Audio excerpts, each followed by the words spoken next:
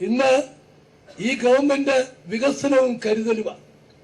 വികസന രംഗത്ത് പറഞ്ഞ കാര്യങ്ങൾ പറയാൻ പോയാൽ നിരവധിയുണ്ട്. PWD മിനിസ്റ്ററുടെ ഇരിപ്പുണ്ട്. അദ്ദേഹം തൊട്ടതെല്ലാം യാഥാർത്ഥ്യമാക്കിയിട്ടാണ് 5 കൊല്ലം പൂർത്തിയാക്കുന്നത്. 400 ദിവസത്തിനുള്ളിൽ 100 പാലം ഈ കേരളത്തിൽ നമുക്ക് ചിന്തിക്കാൻ പറ്റുമോ? പക്ഷേ അത് യാഥാർത്ഥ്യമാക്കി. 100ാമത്തെ പാലം 10,000ങ്ങളെ സാക്ഷി നിർത്തി ആലുവ മണപ്പുറത്തേക്കുള്ള പാലം ഈ ഞായറാഴ്ച മിനിയാന്ന് ഉദ്ഘാടനം ചെയ്തു. 100ാമത്തെ പാലം.